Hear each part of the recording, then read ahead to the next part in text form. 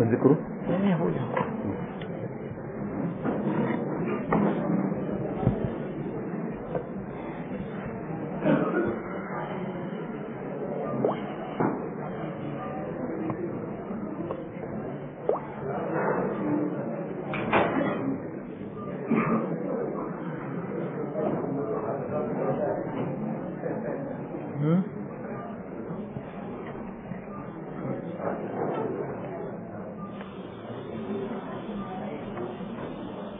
नमो अरिहन्ताणं नमो सिद्धाणं नमो आर्याणं नमो वज्रायाणं नमो लोये सवसानं मंगलं भगवान् वीरो मंगलं गौतमो गणी मंगलं कुंद कुंदार्यो जैन धर्मस्तु मंगलम् सर्वमंगल मांगल्यं सर्वकल्याणकारकं प्रदानं सर्वधर्माणां जैनं जयतु शासनं जैनं जयतु शासनं।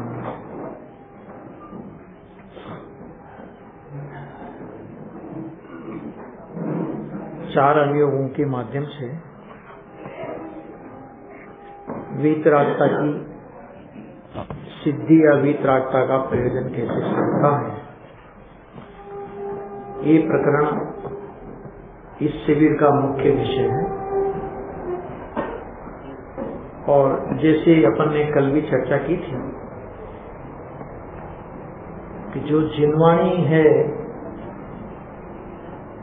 भगवान वीतराग परमात्मा की दिव्य ध्वनि है, और वीतरागी तत्व ज्ञान के एक एक सूत्र जिनागम के किसी भी अनुयोग में कहने की पद्धति का अंतर है, लेकिन वे सारे सिद्धांत जिनसे हमारे आत्महित का सीधा सीधा संबंध है, जो हमारे जीवन में मोह राग द्वेष का अभाव करा के वीतराग का उत्पन्न कराने वाली मूलभूत बात है, वो जिनवाणी के हर अनुयोग में अपने को उपलब्ध होती है।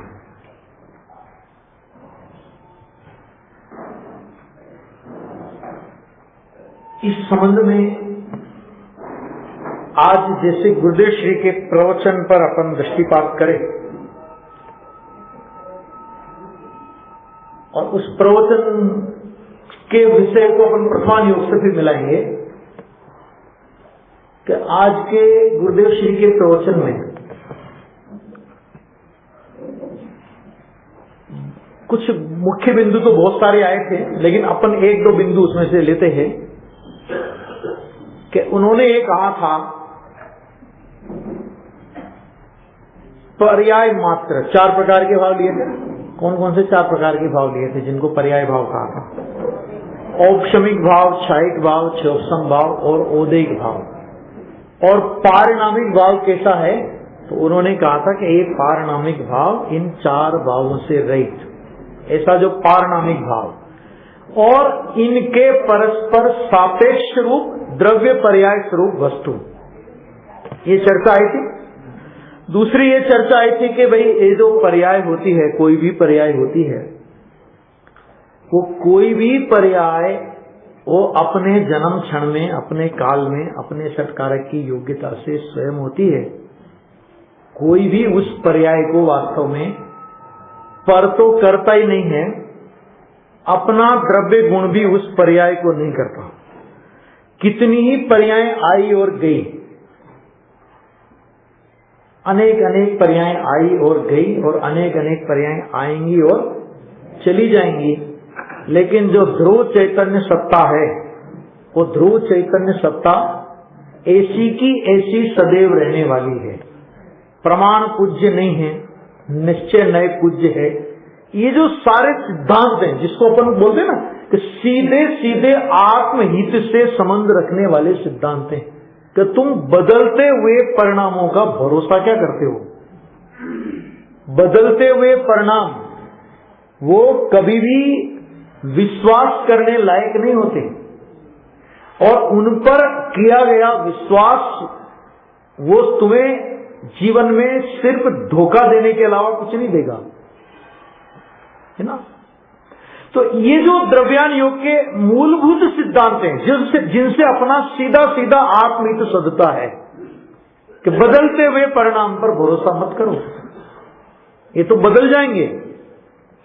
परिणाम परिणम गया और मैं एहों का यूं रह गया, है ना। ऐसे जो सारे सूत्र हैं ना, कि ये सारे सूत्रों के उदाहरण हमको प्रथमान योग में मिलते हैं।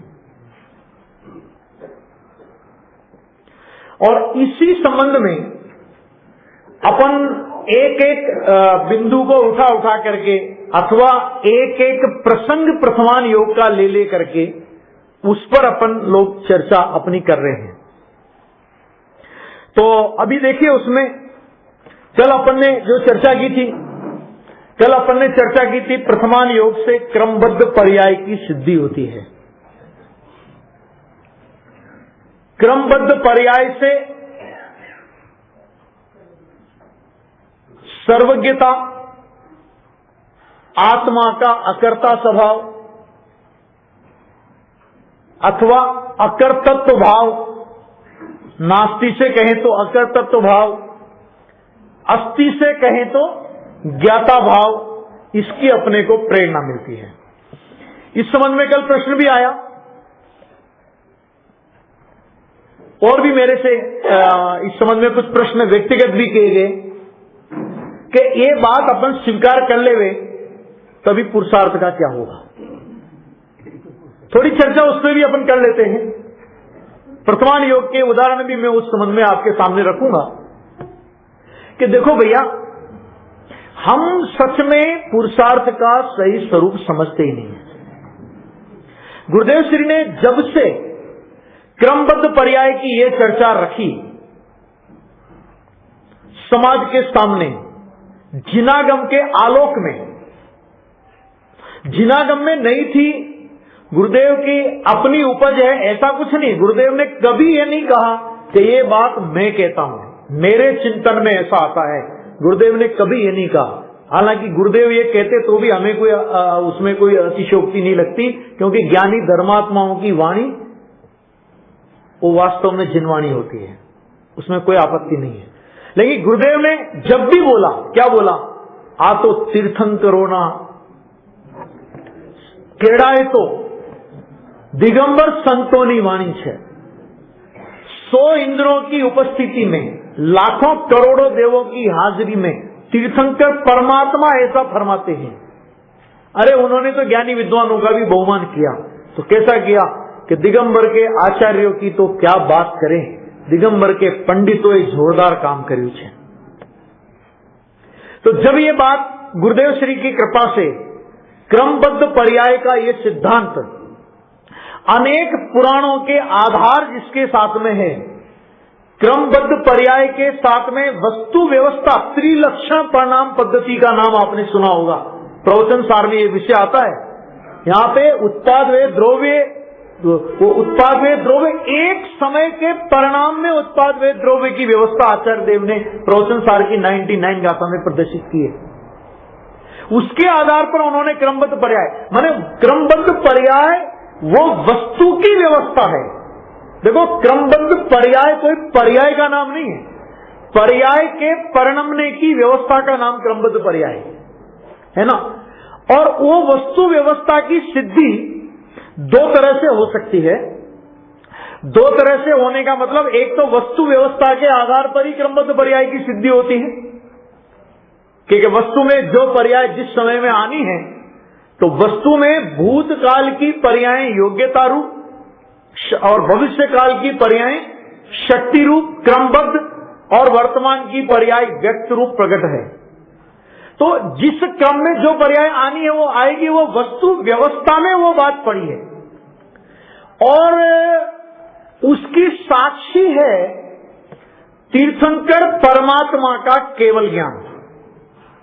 जिसे अपन बोलते हैं सर्वज्ञता। और सर्वज्ञता में बहुत से वर्तमान योग के ग्रंथों में भविष्य काल की ऐसी अनेक घोषणाएं पड़ी हुई हैं कि जिनको बदलने का भरसक प्रयत्न किया जाने पर भी वो घटनाएं उसी प्रकार घटी हैं और उनको बदला नहीं जा सका है। गुरुदेव श्री से एक प्रश्न किया था, डॉक्टर भारल जी ने जब इंटरव्यू लिया था तब एक प्रश्न किया था गुरुदेव श्री से क्रमबद्ध पर्याय के संबंध में, कि आप क्रमबद्ध पर्याय को समझाने के लिए सर्वज्ञता का सहारा क्यों लेते हो? आप क्रमबद्ध पर्याय को सीधी समझाओ ना। तब उन्होंने एक बहुत अच्छा उत्तर पूज्य गुरुदेव श्री ने दिया था कि भैया, क्रमबद्ध पर्याय सीधी समझ में नहीं आवे तो सर्वज्ञता का सहारा लेकर के उसे समझना। यानी कहने का अर्थ क्या हुआ? कहने का अर्थ ये हुआ कि क्रमबद्ध वो वस्तु के परिणमन की व्यवस्था है और उस व्यवस्था की साक्षी कौन है, इस बात की गवाही कौन है? गवाही क्या है? साक्षी कौन है? तो कि सर्वज्ञ परमात्मा इसके साक्षी हैं। अब हमारी जो ये पुरुषार्थ संबंधी जो शंका बार बार उठती है, कल भी समाधान किया था, लेकिन मैंने फिर सोचा था कि मैं जब चर्चा करूंगा तभी इसका विस्तार से अपन थोड़ी चर्चा कर पाएंगे तो ज्यादा मजा आएगा, कि हम क्रमबद्ध पर्याय को अकेले काल की निश्चितता का नाम क्रमबद्ध पर्याय समझते हैं। हमें पुरुषार्थ उड़ने की शंका क्यों होती है कि क्या क्रमबद्ध पर्याय में अकेला ये कहा गया कि जिस काल में होगी उस काल में होने वाली है? क्रमबद्ध पर्याय का स्वरूप क्या है? जिस द्रव्य की, जिस क्षेत्र में, जिस काल में, जिस विधान से, जिस निमित्त की उपस्थिति में जो अवस्था होनी है उस द्रव्य की, उसी काल में, उसी क्षेत्र में, उसी विधान से और उसी निमित्त की उपस्थिति में वो व्यवस्था होगी और होगी, उसे कोई टाल नहीं सकता। तो आप ये बताओ कि अकेला काल ही निश्चित है या उसके साथ में उसका निमित्त भी निश्चित है?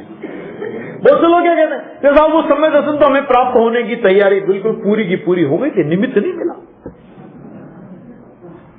है ना?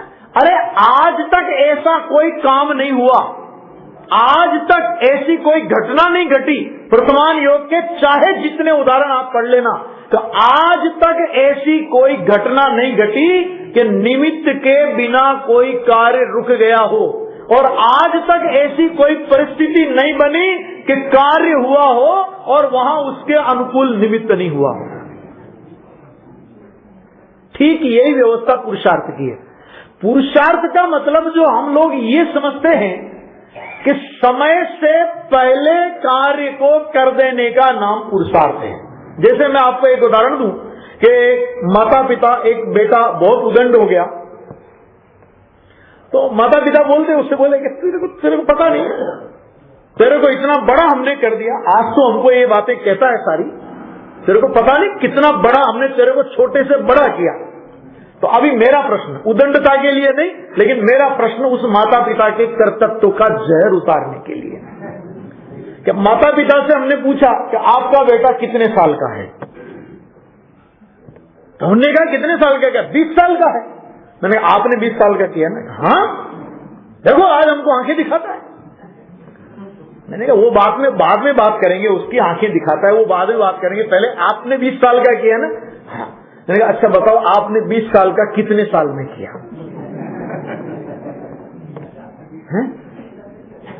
तो कितने साल में किया? 20 साल का। कि 20 साल का 20 साल में किया? कि 20 साल का 20 साल में किया तो तुमने क्या किया? देखो ये उदंडता की बात नहीं है, लेकिन हम जो कर्तृत्व का अहंकार कदम कदम पर सेवन करते, हमने 20 साल का किया, हमने तेरे लिए ये किया, इसलिए तुझे भी हमारे लिए ये करना चाहिए, सहजता का व्यवहार नहीं रह पाता। कर्तृत्व का अहंकार हम लोग सेवन करते हैं। और भी बहुत सारे तो हम जो समझते हैं ना कि पुरुषार्थ माने क्या, कि वो तो समय से पहले किसी कार्य को कर लेने का नाम पुरुषार्थ है। तो समय से पहले कार्य कर लेने का नाम पुरुषार्थ का मतलब क्या, कि भैया अपने को तो सप्ताह कितने दिन का होता है? 7 दिन का। 7 दिन में क्रम क्या आएगा? सोमवार के बाद मंगलवार, मंगलवार के बाद बुधवार, बुधवार के बाद गुरुवार, गुरुवार के बाद शुक्रवार, शनिवार, रविवार। ठीक है। अब अपने को क्या है कि किसी काम से जाना है और ऑफिस से छुट्टी नहीं मिल रही, अभी क्या करें अपन? कि क्या करो, कोई बात नहीं, आज मंगलवार है ना, आज मंगलवार है, ऐसा करो उस रविवार को मंगलवार की जगह उठा के रखो और मंगलवार को रविवार की जगह शिफ्ट करो, क्योंकि हम तो पुरुषार्थी है ना। अरे भैया, इसका नाम पुरुषार्थ नहीं है, इसका नाम कर्तृत्व का अहंकार है, जिसको हम पुरुषार्थ के नाम पर सेवन करते हैं। भद्रबाहु स्वामी के समय में देखो, अभी केवल ज्ञानी की बात भी बहुत छोड़ो, अभी एक प्रथमान योग का और उदाहरण लो कि भद्रबाहु स्वामी जब आहार करने नगर में पधारे, ये तो घटना सबने सुनी होगी, नहीं सुनी होगी तो सुन लेवे कि आहार करने के लिए जब वो नगर में पधारे, तब एक बालक की एक आवाज उनने सुनी, चले जाओ चले जाओ। उसी समय भद्रबाहु स्वामी ने निमित्त ज्ञान के द्वारा ये बात जानी कि इस उत्तर प्रांत में 12 वर्ष का भीषण अकाल पड़ने वाला है। सर्वज्ञ को भी अलग रखो, अभी कितने साल का अकाल पड़ने वाला है? 12 साल का।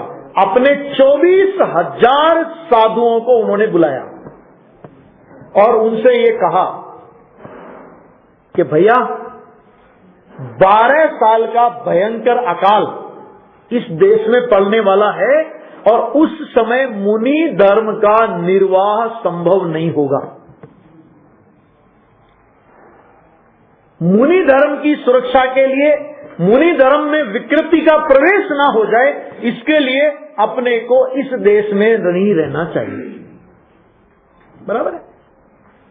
तो 12,000 लोग, तो 12,000 साधु तो उनकी आज्ञा मान करके उनके साथ में चले गए और 12,000 कोई श्रावक होते हैं, तो श्रावक ने कहा कि नहीं नहीं महाराज, आप चिंता नहीं करो, 12 साल के 20 साल भी अकाल पड़ जाए, हमारे पास सारी व्यवस्था है, आप यहीं रहो। और जो रहे, बाद में वो सारी घटना उसी प्रकार घटित हुई कि नहीं घटित हुई? घटित हुई। घटित होने के बाद चलो भद्रबाहु स्वामी तो उनका समाधि वगैरह जो भी हो गया, वापस वो लोग आए। जब तक इधर रहने वाले जो लोग थे, जो साधु थे, वे अनेक प्रकार की विकृतियों से घिर चुके थे। ठीक है।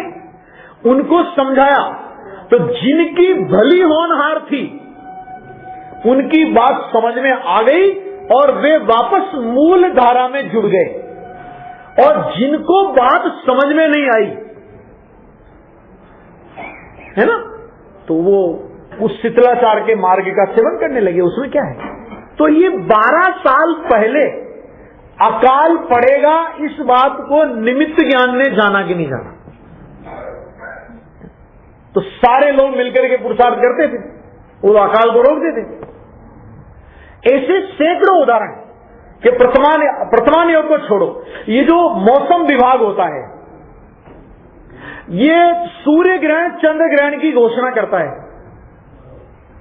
कितने वर्ष, कहां कितना सूर्य ग्रहण होगा, कितना चंद्र ग्रहण होगा, किस समय से किस समय तक वो होगा, हिंदुस्तान में कितना दिखेगा, अमेरिका में कितना दिखेगा, लंदन में कितना दिखेगा, फलानी जगह कितना दिखेगा, कहां नहीं दिखेगा, ये सारी घोषणाएं पहले से, और पहले से ना हजारों वर्षों, 200-200 वर्ष पहले की घोषणाएं वो रखी है कि नहीं वो रखी है, बताइए आप। और वो वैसी की वैसी खरी उतरती है या नहीं उतरती है, इसको हम क्या बोलेंगे, है ना।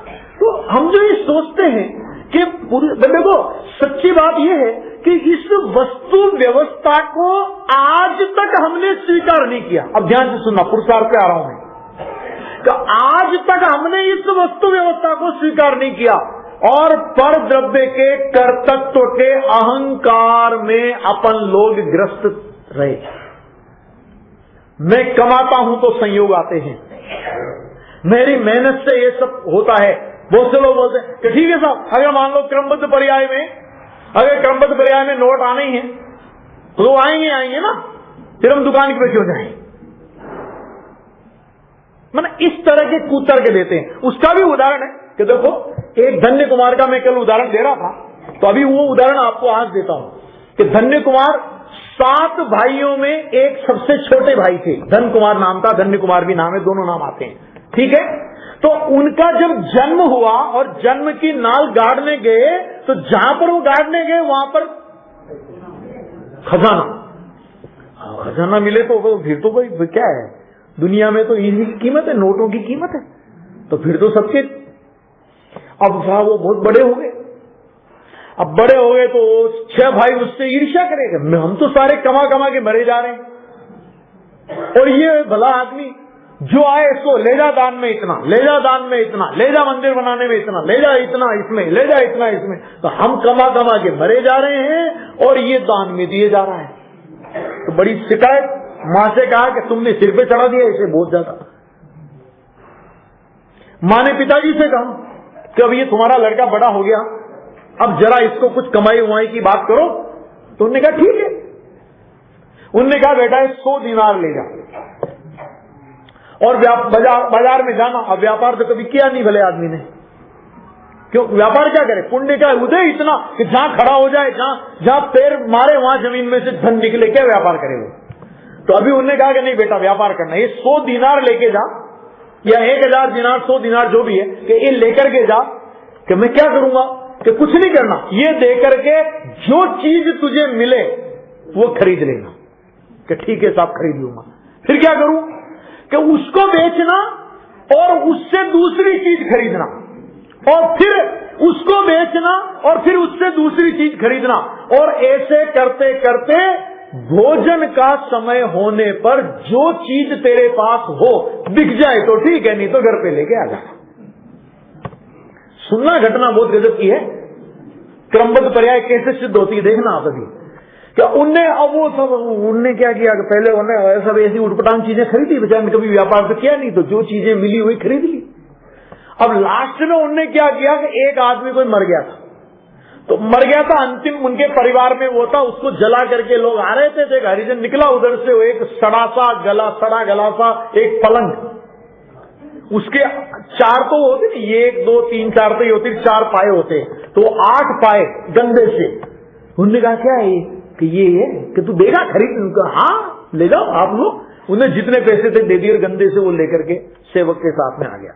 6 भाइयों ने अपना सिर ठोक लिया कि कैसा है, कैसा बुद्धू मिला है। पिताजी ने 1000 या 100 दिनारी दी थी, सबको गंवा दिया और ये सड़ी सी पलंग की लेकर के आया।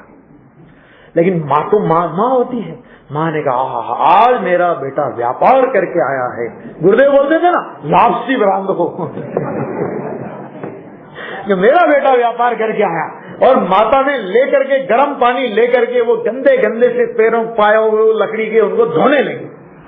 अब जैसे भाई साहब वो धोने लगी, वो 6 भाई भुनभुना रहे, क्या पुरुषार्थहीन आदमी है, कुछ भी नहीं करता है, सड़ी सी चीज ले आया, कमाना नहीं आता है। अरे कमा नहीं सकता था तो 1000 या 100 दिनारे गंवाई क्यों? और भाई साहब जैसे ही वो माता धोते धोते उसके हाथ से वो एक पैर छिटका, यूं लकड़ी का पाया छिटका और वो टूटा, और टूटा तो थोड़ा से ऐसे करके रत्नों का ढेर, और रत्नों का ढेर ही नहीं, उसमें एक पत्र और मिला।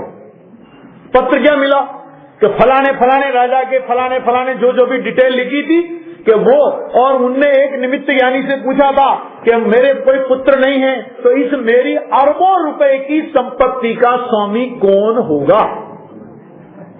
तो उन्होंने कहा कि उज्जैनी के फलाने सेठ का एक लड़का जिसका नाम धन कुमार होगा। सोच रहे जरा कि जिसका नाम धन कुमार होगा, वो तुम्हारी इस अरबों रुपए की संपत्ति का स्वामी होगा। और वो संपत्ति कहां, सारा उसका एड्रेस लिखा। वो सेठ जी गए घबराते हुए राजा के पास के साहब ये मेरे को ऐसा ऐसा मेरा पुत्र व्यापार करने गया, ये उसमें से पत्र मिला है, अब बोलो ये आप संपत्ति के मालिक आप हो? मैं कैसे मालिक हूं? जब अगले आदमी ने इतने वर्षों पूर्व उसमें से लिख करके गया है कि धन कुमार होगा, जब धन कुमार का भी जन्म नहीं था और तुम्हारा भी जन्म नहीं था, सब लिख करके गया है भले आदमी, तो इस संपत्ति का स्वामी मैं कैसे? बोलो अब इसमें क्या है? कौन सा पुरुषार्थ करने गया था भाई? क्या है? मैंने कहां से कहां सिस्टम बैठता है, जरा आप विचार करो, विचार करो जरा। ये तो अपने को सच में भरोसा नहीं है और अपने को अधीरता इतनी है, उस अधीरता का हम जल्दी जल्दी कुछ भी करके ऐसा कर लेते तो ऐसा हो जाता, ऐसा कर लेते तो ऐसा हो जाता, ये नहीं किया इसलिए ये नहीं हुआ, ये करते तो ये हो जाता, इस तरह के विकल्प करके उन विकल्पों का नाम हम पुरुषार्थ मानते हैं। उस पूरी कहानी को अगर आप पढ़ेंगे तो उसमें ऐसा आता है कि उसके पूर्व में वो एक अकृत पुण्य नाम का लड़का था और इतना दरिद्री कि जब से उसका जन्म हुआ तब से करोड़ों रुपए की संपत्ति उनके घर में थी। वो सारे करोड़ों रुपए की संपत्ति जैसे वो गर्भ में आया, माता के अकृत पुण्य नाम रखा उसका, गर्भ में आया भाई साहब सारी संपत्ति नष्ट होने लगी, सारे परिवार के लोग नष्ट होने लगे।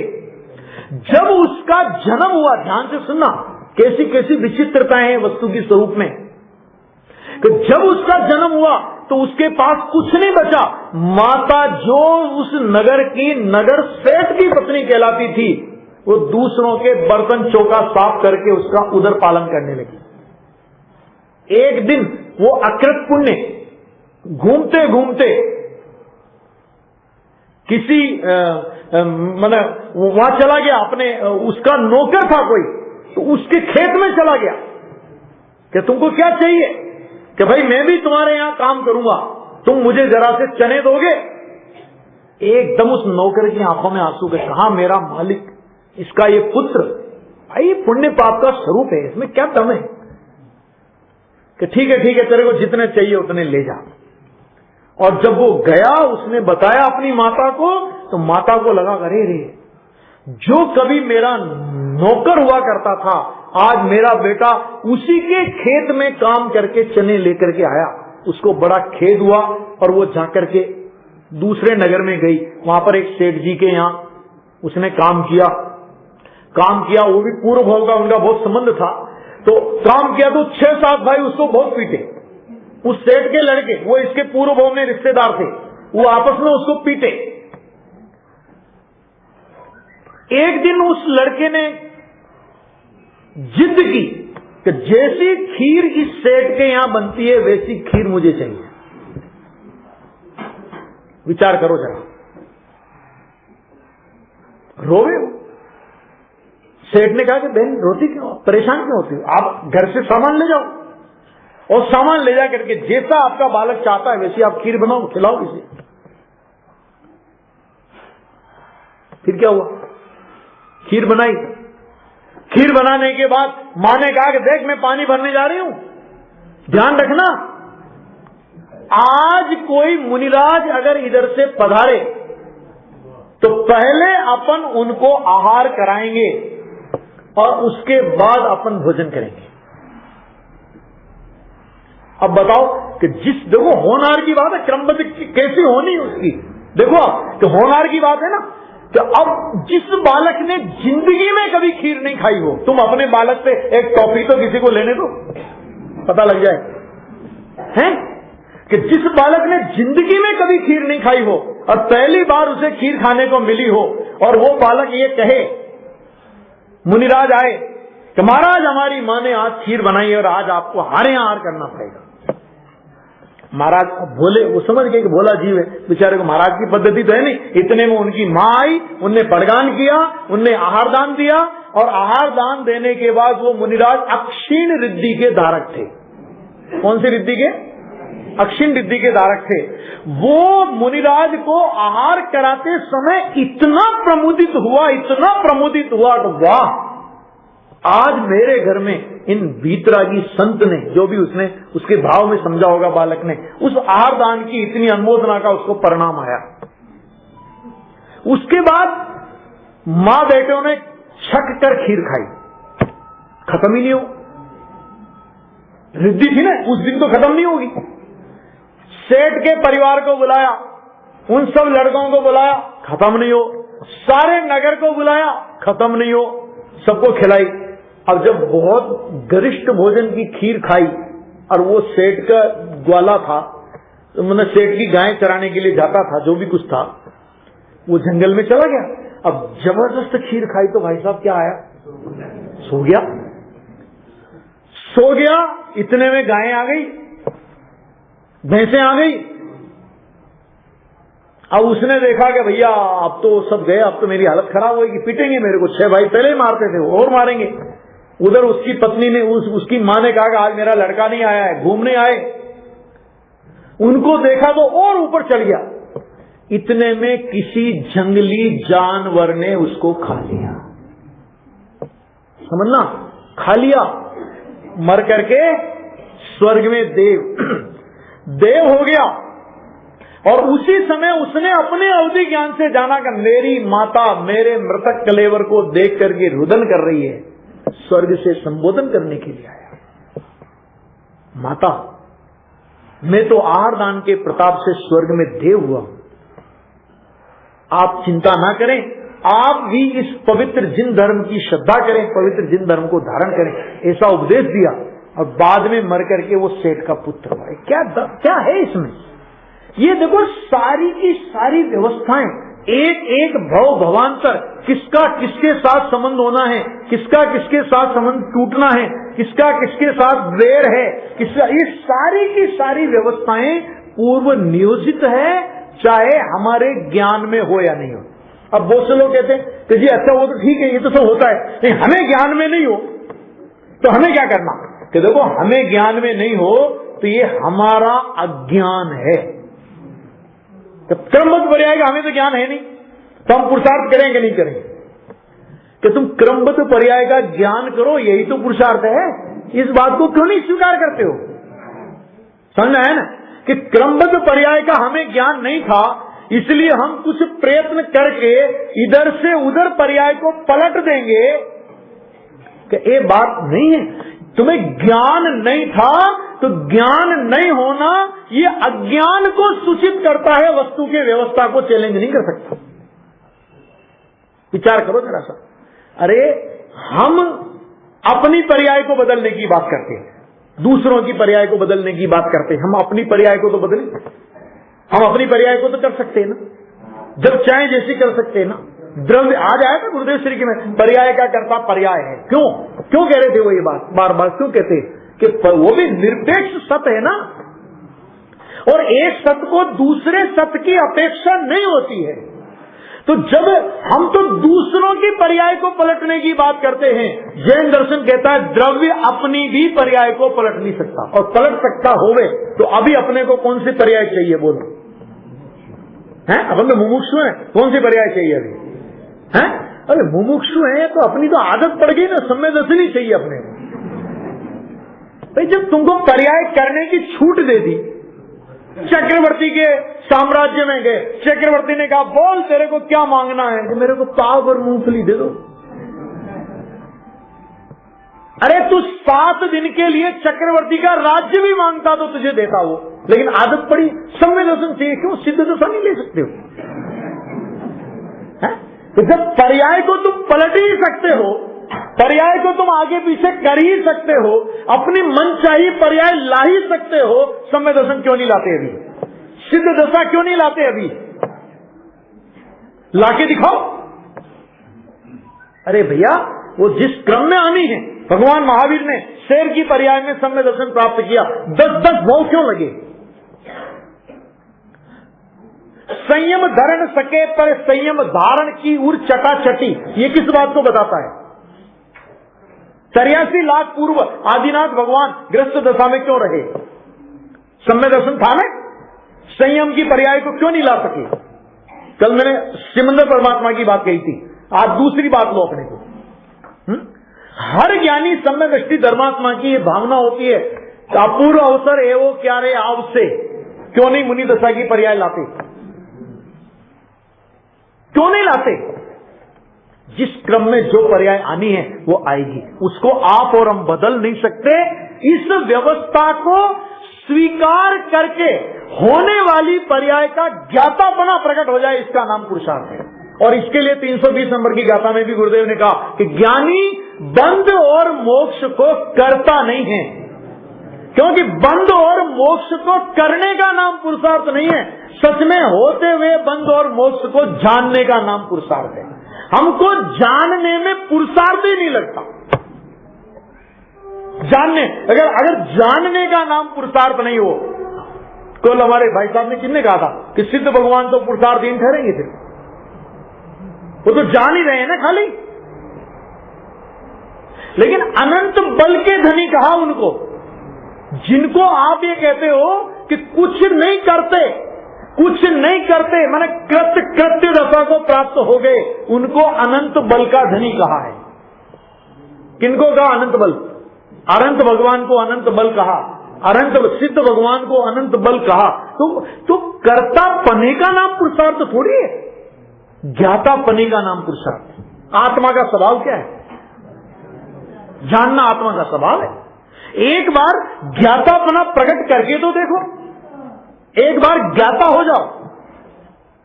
अरे जो ज्ञाता हो गया, सम्यक दर्शन ज्ञान चरित्र, तो उसके चरण पूछते हैं, है ना।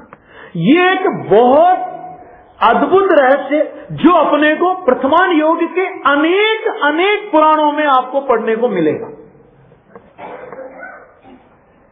बहुत सारे बिंदु हैं इसके। आज एक चर्चा ये आई थी, पुण्य पाप की भी चर्चा चल रही है। पुण्य पाप की चर्चा को अपन आज प्रथमान योग के सिद्धांत से उठाते हैं। समय सार में ये बात कही कि पुण्य और पाप क्या है, तो उन्होंने कहा कि जुड़वा भाई है। किसके? एक चांडालिनी के जुड़वा भाई, जुड़वा पुत्र, है ना। आज हम इसी पुण्य और पाप को प्रथमान योग के एक उदाहरण से समझते हैं। देखो जरा, क्रमबद्ध पर्याय की बात हुई, पुण्य पाप पे थोड़ी चर्चा करते हैं। पुण्य पाप विभाव है। पुण्य वो मंद कषाय, पाप वो तीव्र कषाय, यानी दोनों पराश्रित परिणाम हैं। कौन से परिणाम है? पराश्रित परिणाम है ना। और आचार्य देव ने रविसेन आचार्य के पद्म पुराण का एक प्रसंग है। ये पद्म पुराण के बहुत सारे प्रसंग इस पुण्य पाप के संबंध में मैं आपके सामने रखने वाला हूं। तो पुण्य पाप का प्रसंग यह है कि रावण ने जब सीता जी का हरण कर लिया, सीता जी बड़ी दुख बिचारे, जीवन में कभी सुख देखा ही नहीं उसने। पहले पति के साथ जंगल में गई, बाद में पति ने जंगल में छोड़ दिया, और तीसरी बार पति को भी कहा अब जय जिनेन्द्र बहुत हो गई, है ना। तो हुआ क्या भाई साहब, वो प्रसंग भी अपन लेंगे। हुआ क्या कि हुआ ये कि जब रावण ने सीता जी का हरण कर लिया, तो रावण को विभीषण ने समझाया। रावण कौन था? लंका का राजा। और विभीषण कौन था? रावण का भाई। माने एक माता के दो पुत्र, सहोदर, ठीक है ना। जुगल नहीं, जुगलिया पुत्र नहीं सही, सहोदर सही। तो रावण ने समझाया, सॉरी विभीषण ने समझाया कि तुम्हें शर्म आनी चाहिए, तुम राजा कहलाते हो और तुम ऐसा अनीति का कार्य करते हो। तो रावण ने उसको लात मार के बाहर निकाल दिया कि चल मेरे राज्य से, मेरे राज्य में रहने के तेरे लिए कोई स्थान नहीं। तू जिसकी वकालत कर रहा है ना, तू उसी के पास जा, जा उसी के पास। मेरे राज्य में रहता है और मेरे खिलाफ विद्रोह के स्वर बुलंद करता है। जा उसी के पास। विभीषण लंका छोड़ के रामचंद्र जी की सेना दल की ओर आ रहे। दूर से रामचंद्र जी के गुप्तचरों ने देखा कि विभीषण आ रहे हैं, तो तुरंत रामचंद्र जी को आकर के सूचना दी कि महाराज, रावण का भाई विभीषण अपनी सेना के साथ आ रहा है। रामचंद्र जी विशिष्ट प्रज्ञाशाली पुरुष थे, इसमें कोई शक नहीं है, मर्यादा पुरुषोत्तम थे। अब आप कहोगे, अभी वो प्रश्न भी उठेगा कि जब मर्यादा पुरुषोत्तम थे तो सीता जी को क्यों छोड़ दिया, वो भी मैं चर्चा करूंगा बाद में, है ना, वो चर्चा करूंगा। वो भी मर्यादा का ही पालन किया है, कहां किस तरह की मर्यादा, वो समझने की ये बात है ना। देखो अभी सुनना, तो वो जब उन्होंने समझ लिया कि जरूर ये खटपट इनमें हुई है, ये रावण, क्योंकि विभीषण बहुत सात्विक प्रवृत्ति का व्यक्ति है और रावण की उससे पटरी नहीं बैठी, इसलिए वो आया। तो उन्होंने अपने सैनिकों से कहा कि किधर आ रहे हैं, अपनी ओर आ रहे हैं। विभीषण ने भी संदेशा भिजवा दिया था कि साहब मैं आपकी सेवा में आना चाहता हूं, पधारो। लेकिन रामचंद्र जी ने अपने सैनिकों को एक संदेश दिया, भाई विभीषण आता है, उसे आने देना, हमारे साथ रहता है, उसे रहने देना, लेकिन एक बात हमेशा ध्यान रखना कि उसके प्रति सावधान रहना। क्या मतलब कि कुल के और जल के मिलते देर नहीं लगती। समझ आया कि नहीं आया? आता है आने देना, रहता है रहने देना, पर उसके प्रति सावधान रहना, क्योंकि कुल के और जल के मिलते देर नहीं लगती। ध्यान रखना, ये विभीषण रावण का विद्रोही है, लेकिन है उसी कुल का कि जिस कुल का रावण है। इसी तरह पाप का विरोधी पुण्य है, माने पुण्य है, वो पाप का विद्रोही तो है, लेकिन है आश्रव कुल का। ध्यान रखना, इसके प्रति सावधान रहना, क्योंकि जल के और कुल के मिलते देर नहीं लगती। ये पाप की प्रकृतियां पुण्य में और पुण्य की प्रकृतियां कब पाप में संक्रमित हो जाएंगी, तुझे कुछ पता नहीं चलेगा। भाई साहब, युद्ध में रामचंद्र जी ने, लक्ष्मण जी ने रावण को पराजित किया विभीषण की सहायता से। विभीषण की सहायता ली, क्योंकि रावण के ठिकानों का पता तो विभीषण को था, ठीक है, तो उसकी सहायता से उन्होंने उसको पराजित किया। और पराजित करने के बाद जब रामचंद्र जी अपने स्वदेश जाने लगे, स्वदेश कौन सा था रामचंद्र जी का? अयोध्या। स्वदेश जाने लगे, तब विभीषण से कहा, हे विभीषण, तुमने हमारा साथ दिया, इसलिए तुम्हें धन्यवाद, लेकिन तुम्हारा हमारा यहीं तक का साथ। अब तुम लंका का राज्य करो, हम अयोध्या जाते हैं। इसी तरह यह हुआ दृष्टांत, बहुत संक्षेप में दृष्टांत लिया है। अब इसका सिद्धांत समझो कि इसी प्रकार आत्मा रूपी राम, इसकी परिणति, शुद्ध भाव रूप परिणति, मिथ्यात्व रूप, अज्ञान रूप रावण ने हर ली है। समझ में आ गया? तत्व विचार रूप विभीषण उसका पता ठिकाना बताता है और रामचंद्र जी का पूरा साथ देता है। ज्ञानियों की भूमिका में भूमिका अनुसार स्वभाव रहता है ना, रहता है कि नहीं रहता है? तो पूरा साथ देता है। ज्ञानी भी तत्व विचार के द्वारा, तत्व निर्णय के बल पर जो भी उसकी जितना उससे सहयोग ले सकते हैं उतना लेकर, उससे सहयोग लेकर, ध्यान से सुनना बात, उससे सहयोग लेकर, लेकिन अपने तीर कमान से। आगे पॉइंट समझ में क्या कहा? तो उससे सहयोग लिया, लेकिन तीर कमान उसका नहीं लिया। तीर कमान किसका था? अपना। कि उससे सहयोग लिया, लेकिन अपने तीर कमान से। मैंने तत्व विचार करेंगे, ये मंद कषाय का परिणाम है। सात तत्व क्या है, स्वद्रव्य परद्रव्य क्या है, ये तत्व चिंतन मनन निर्णय, ये सब मंद कषाय का परिणाम है ना। तो इतना तो सहयोग लिया उसका, लेकिन पुरुषार्थ किसका किया? उस मंद कषाय से या स्वयं के पुरुषार्थ से? कि स्वयं के पुरुषार्थ से उन्होंने उस रावण को पराजित कर दिया। मिथ्यात्व को परलोक पहुंचा दिया। ठीक है, और अब मिथ्यात्व को परलोक पहुंचाकर आत्मा रूपी राम अपने अयोध्या रूपी निज स्थल में जाने को उद्यत हुआ, तब उसने उस पुण्य रूप विभीषण से कहा कि भाई आपने हमारा साथ दिया, हे दर्शनाचार, हे ज्ञानाचार, हे चारित्राचार, हे तपाचार, हे वीर्याचार, मैं तुझे तब तक अंगीकार करता हूं जब तक तेरे प्रसाद से अपने निःशुद्धात्माओं को उपलब्ध न कर लूं। ये प्रवचन सार ने कहा है या नहीं? बोलो कि तेरे प्रसाद से तब तक, तो तेरे प्रसाद से का मतलब अभी करेंगे उसकी चर्चा।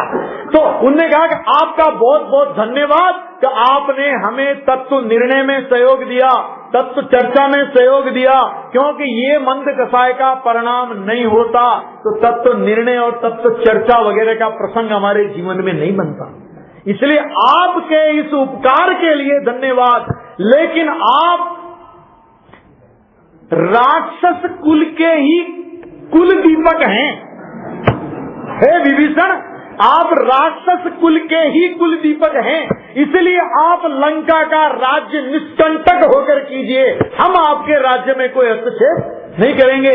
इसलिए हे पुण्य, तुम आश्रव रूपी राज्य कुल के ही कुल दीपक हो, तुम अपने आश्रव रूपी राज्य में निष्कंटक होकर राज्य करो, हम तुम्हारे आश्रव रूपी राज्य में किंचित मात्र भी हस्तक्षेप नहीं करेंगे। और अब हम अपने अयोध्या धाम जाते हैं। बोलो, और वो अयोध्या धाम पहुंच गए। बोलो क्या क्या अब ये क्या? अब बोलो, सिद्धार्थ कहानी तो कहानी पढ़ ली हमने, विभीषण ने था, अब लोग कहते घर का भेदी लंका ढाए। क्या बिल्कुल सही बात है कि अरे जो घर में भेद करेगा स्व क्या है और पर क्या है, जब ऐसा भेद करेगा तभी तो ये पाप रूपी लंका का दहन होगा, तभी तो ये मिथ्यात्व रूपी लंका ढहेगी, तभी तो ये मिथ्यात्व का सेनापति मरेगा। अब एक बात, रावण का प्रसंग चला, इसलिए एक बात और, क्योंकि रावण कौन से नरक में गया? तीसरे नरक में। क्यों गया? क्यों गया बताओ? है? बोलो बोलो बोलो, क्या? अरे प्रतिवासुदेव को छोड़ो ना भैया, क्या उसमें क्या है? प्रतिवासुदेव हो गया तो क्या हो गया? क्यों गया? अभी प्रतिवासुदेव छोड़ दो, हम भूल गए उसको, प्रतिवासुदेव था। क्यों गया? पर स्त्री का हरण किया है? सोचो, सारे मिलके जवाब दो, कुछ तो भाई। देखो भाई, पर स्त्री का हरण किया ये तो ठीक, लेकिन मैं अपनी भावना के अनुसार सीता को परिणमन कराऊं। पर स्त्री, उसने सीता का स्पर्श मात्र नहीं किया था दुर्भावना से। सीता यदि मुझे वरण करेगी, मुझे चाहेगी, तो मैं इसका सेवन करूंगा। ये उसने प्रतिज्ञा ली थी ना कि किसी भी पर स्त्री का बलात् सेवन नहीं करूंगा, है ना? वो डॉक्टर साहब बहुत बढ़िया बात बोलते हैं, आज तो रावण को ही दिखा दे हमें। सोना बात हो, बहुत मार्मिक बात है। अभी क्या हुआ कि उससे किसी ने कहा कि तुम्हें तो बहुरूपणी विद्या सिद्ध करो, तो कर ली बहुरूपणी विद्या। क्या तुम्हें क्या है? अब तुम सीता को प्रसन्न करना, तुम राम का वेश बना के जाओ, राम का वेश बना के जाओगे, सीता तुम्हें पसंद करेगी।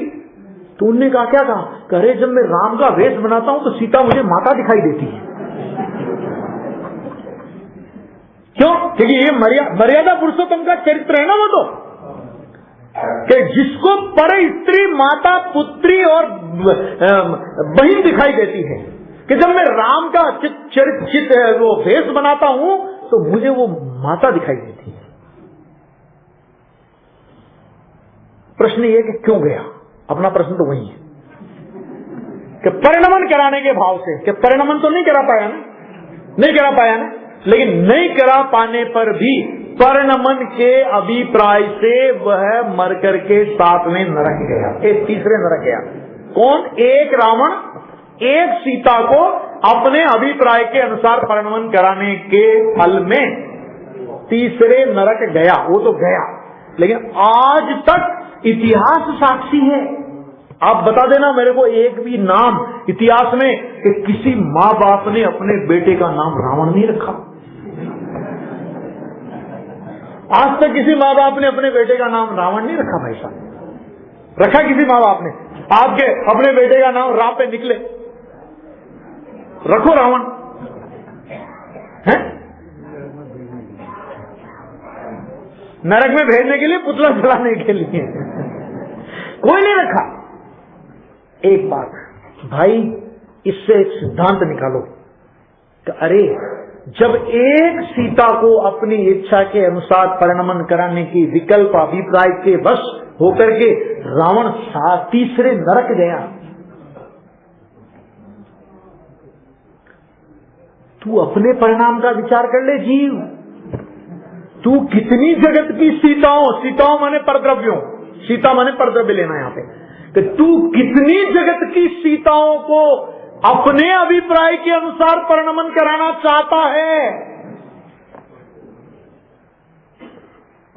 कब से चाहता है? बोल भाई, इन परिणामों का फल यदि निगोद ना हो तो और क्या होगा? विचार तो करो जरा। परिणमन वो भी नहीं करा पाया था और परिणमन हम भी नहीं करा पाएंगे। क्या नहीं, कैसी बात करते हो? हम तो करा सकते, करा सकते।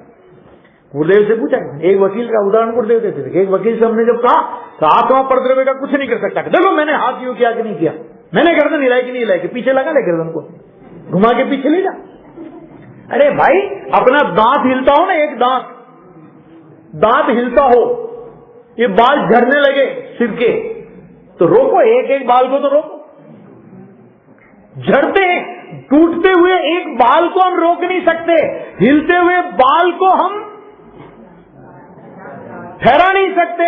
अरे शरीर में झुर्रियां पड़ रही है, हम उस शरीर की झुर्रियों को मिटा नहीं सकते। और जगत के सारे पदार्थों के कर्ता धर्ता बने हैं। कहते हैं उस रावण की बात तो छोड़ो, ये मिथ्या अभिप्राय का कितना बड़ा रावण हमारे अभिप्राय में पड़ा हुआ है, जरा उसको तो देखो। ध्यान देना, वो रावण तो सुधर गया कभी का।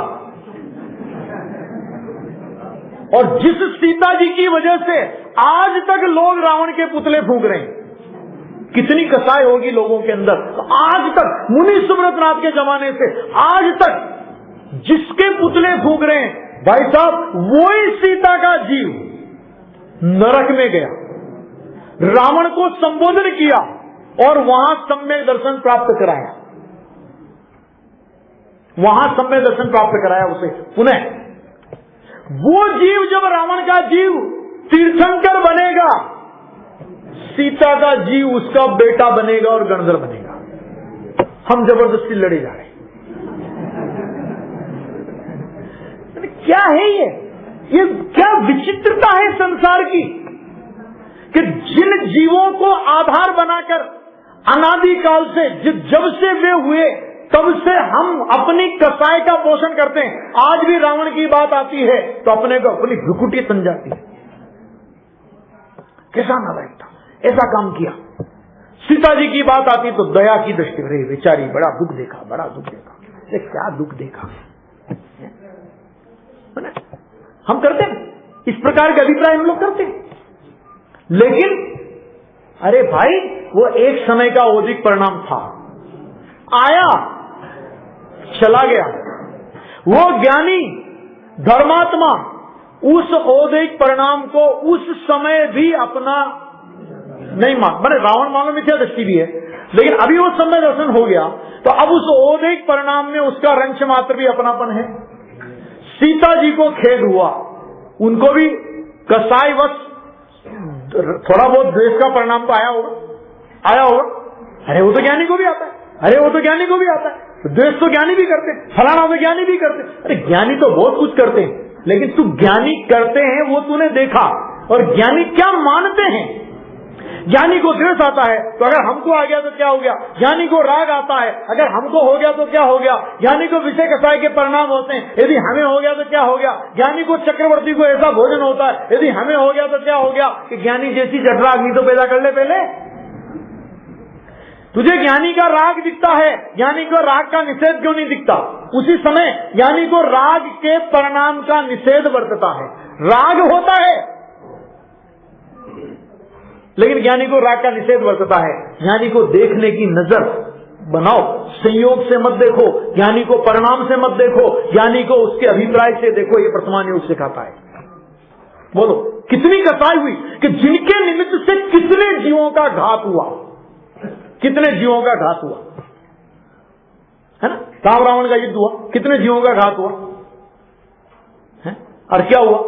तो वो गए मोक्ष में, वो महाराज गए नरक में, एक दूसरे गए नरक में, और वो दोनों मिलकर के वो तो तीर्थंकर होने वाले हैं, वो उनका गणधर होने वाला है। हम जबरदस्ती अभी तक कसाय पाले जा रहे हैं। भाई वर्तमान योग कसाय पालने के लिए क्या? अरे एक समय का औदैहिक परिणाम, उस औदैहिक परिणाम से भिन्न आत्मा की दृष्टि करके उस नरक में भी उस रावण के जीव ने सम्य दर्शन प्राप्त कर लिया। ज्ञानी तो वहां भी था, बाद में जो भी छूट जाता है करता है वो अलग व्यवस्था है, लेकिन है कि नहीं? और सम्य दर्शन वहां नरक की भूमि में प्राप्त कर लिया। लक्ष्मण जी ने प्राप्त किया, तीर्थंकर हो जाएंगे। अरे जब वो लड़े तब देखो, गुरुदेव का एक 5 मिनट में पूरा कर रहा हूं। गुरुदेव बोलते थे कि जिस समय रामचंद्र जी और लक्ष्मण जी और रावण का मरण हो गया, तब वे रामचंद्र जी और लक्ष्मण जी मंदोदरी के पास जाते हैं। गुरुदेव बोलते थे कितनी नीति थी कि मंदोदरी के पास जाते कि माता हमें माफ करना, इसमें हमारा कोई दोष नहीं है, ये हमारे पद के योग्य कार्य हुआ है, क्योंकि हम यही पदवी लेकर के आए हैं और ये नियोग है कि नारायण के द्वारा प्रति नारायण का मरना होगा होगा और होगा। इसलिए हे माता हमें माफ करना, और उस दाह क्रिया में सम्मिलित हुए। आज अपने को किसी व्यक्ति के प्रति जरा द्वेष का परिणाम हो तो अपन अपने भाई से क्या बोल देते हैं? तू मरेगा ना, तब भी तेरी अर्थी तक में शामिल नहीं होऊंगा मैं। बोलो ऐसे ऐसे कसाय अपन लोग करते कि नहीं करते हैं? और उन्होंने तो पूरा राज्य ही उजाड़ दिया उसका, और फिर भी अर्थी में शामिल हो गए। तालाब की पाल पर जो भी दाह संस्कार किया कि नहीं किया, है ना? मंदोदरी से माफी मांगी, माता माफ करना, माफ करना। कितनी नैतिकता! क्यों करे? क्यों? क्योंकि ये भी तो क्रमबद्ध है ना कि नारायण के द्वारा प्रति नारायण का नाश होगा, और इसके संकेत जन्म से ही मिल गए थे कि नहीं मिल गए थे? नहीं मिले थे। रावण का नहीं आता है कि तुम्हारे नाश का कारण बनेगा फलाना, ये वो सब आया कि नहीं आया था? वो सारा पढ़ो, वर्तमान योग का पद्म पुराण पढ़ो तो आएगा। ये सारी व्यवस्था है भैया। ये जो कुछ होता है एक निश्चित व्यवस्था के तहत होता है, उसमें कोई हेरफेर नहीं कर सकता। निमित्त कोई भी घटना बन जाती है। निमित्त क्या घटना बन जाती है कि निमित्त घटना बन गई कि लक्ष्मण सीता जी को हर के ले गया। कृष्ण जी के टाइम पे निमित्त बन गया कि शिशुपाल उनको गाली देता था, जो भी कुछ होता था उनका अपमान। कोई भी घटना, किसी भी प्रकार की घटना बन जाती है, लेकिन ये नियम है कि नारायण के द्वारा प्रति नारायण का नाश होता ही होता है, उसमें क्या है? तो ऐसी एक व्यवस्था है। इस व्यवस्था को वर्तमान योग से समझकर, वर्तमान योग की इन मर्यादाओं को समझकर अपने जीवन में उस वर्तमान योग के प्रसंगों से हम कुछ प्रेरणा लें। कसाय जगाने के लिए कोई अनियोग नहीं है, कसाय मिटाने के लिए सब अनियोग है। कसाय जगना माने राग द्वेष, और कसाय मिटना माने वीतरागता। इस तरह जब कसाय मिटाने के लिए वर्तमान योग का प्रत्येक प्रसंग है, तो कसाय मिटाना माने वीतरागता का प्रयोजन इससे सिद्ध होता है। अभी ये सीता जी की कहानी में और आगे के प्रसंगों को लेकर के अपन आगे की चर्चा को और आगे बढ़ाएंगे।